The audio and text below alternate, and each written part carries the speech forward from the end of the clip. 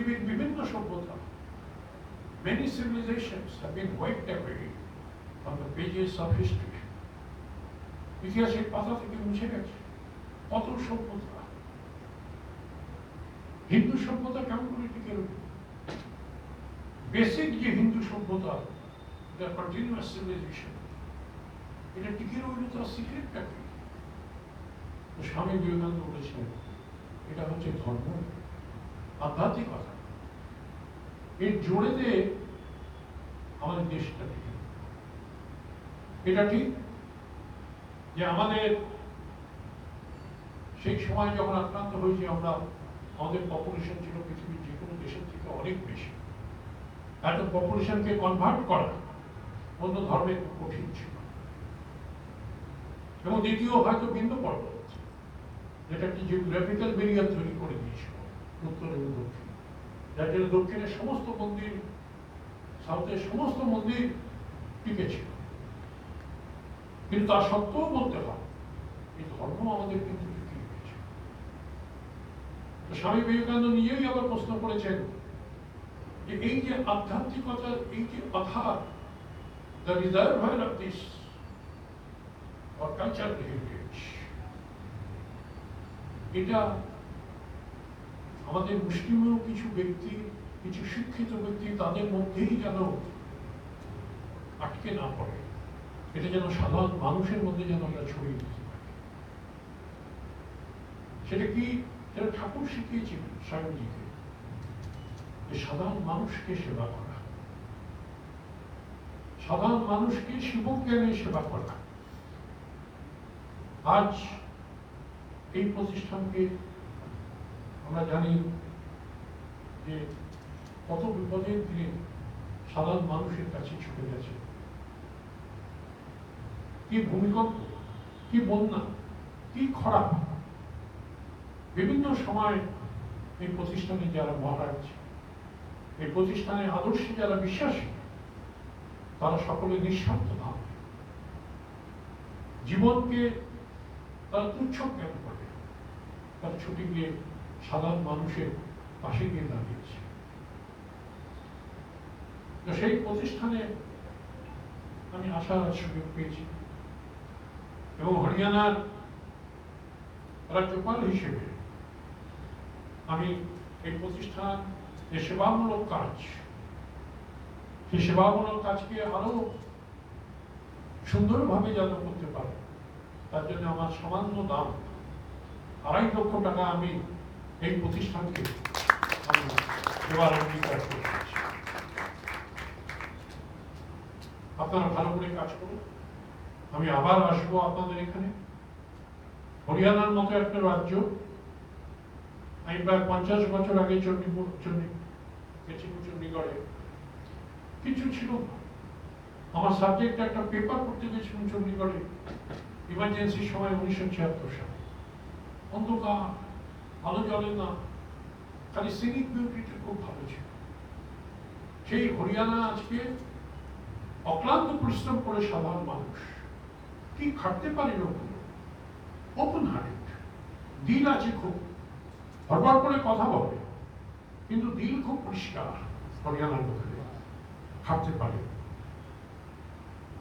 আগে শিক্ষিত লোক বেশি ছিল না সমাজে। সেই হরিয়ানা আজকে আশ্চর্যজনক ভাবে আমি গিয়ে দেখল ভারতবর্ষের 4 নম্বর দেশ, পার ক্যাপিটা ইনকাম 4 নম্বর। আমাদের গুজরাট, মহারাষ্ট্র, মাদ্রাস, কর্ণাটক নিয়ে নাচানাচি করি। কখনো কি মনে রাখি যে হরিয়ানার মতো একটা রাজ্য কিরকম সত্য উপায়ে আস্তে আস্তে ধীরে ধীরে এগোচ্ছে। আর্মিতে ম্যাক্সিমাম কন্ট্রিবিউশন হরিয়ানার সমস্ত ঘরের ছেলেদের।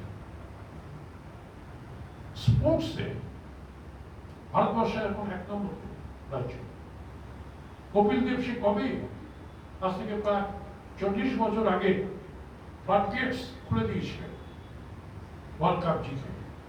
তারপরে হরিয়ানার ছেলেরা, মেয়েরা স্পোর্টসের বিভিন্ন ক্ষেত্রে অসামান্য প্রতিভা স্বাক্ষর রেখেছে।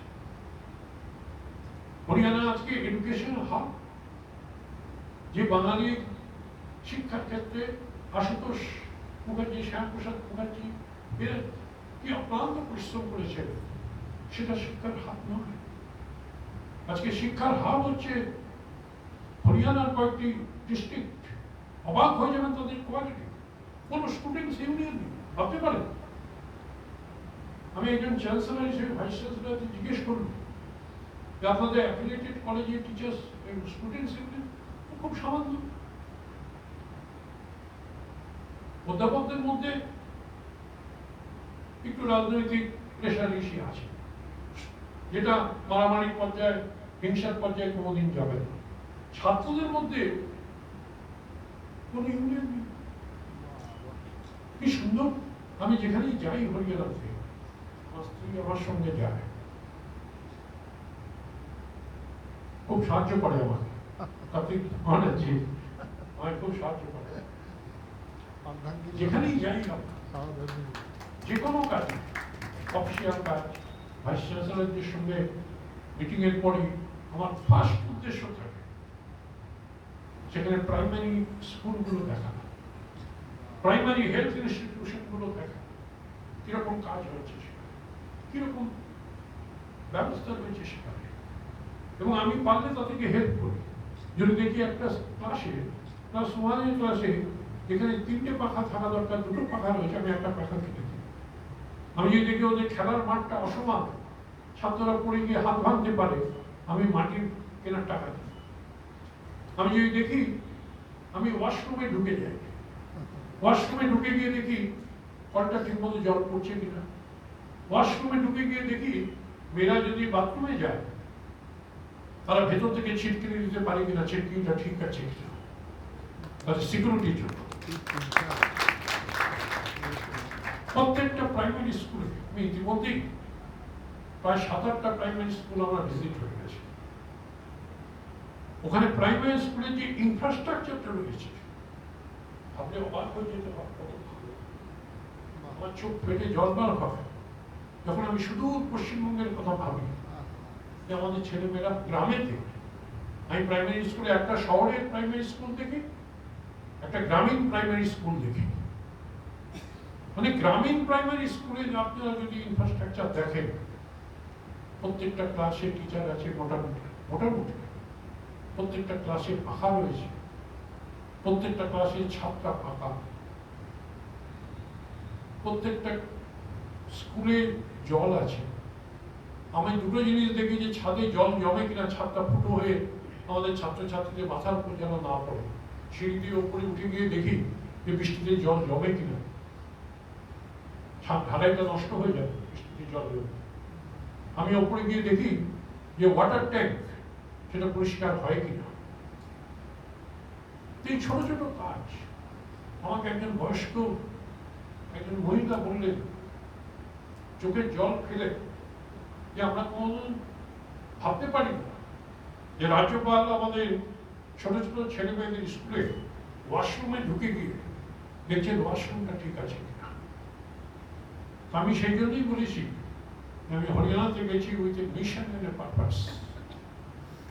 মিশন হচ্ছে হরিয়ানার পিপলকে সার্ভ। তা সত্ত্বেও আমার হাতে যেটুকু সাংবিধানিক ক্ষমতা আছে, এই সাংবিধানিক ক্ষমতা কত দূর থেকেও আমার হৃদয় পড়ে থাকবে এই পশ্চিমবঙ্গের জন্য। এবং আমি চেষ্টা করব আমার সীমিত ক্ষমতার মধ্যে পশ্চিমবঙ্গের যে কটি ভালো প্রতিষ্ঠান আছে যারা সমাজসেবামূলক কাজ করে, পশ্চিমবঙ্গের কিছু দুঃখী আমাদের ছাত্রছাত্রী যাদের পড়াশোনা করার অসুবিধা হচ্ছে, যারা অসুস্থ, যাদের কিডনির সমস্যা বিরাট, যাদের ক্যান্সারের সমস্যা বিরাট, আমি আমার সীমিত ক্ষমতা দিয়ে তাদেরকে সাহায্যের হাত বাড়িয়ে দিতে চেষ্টা করি।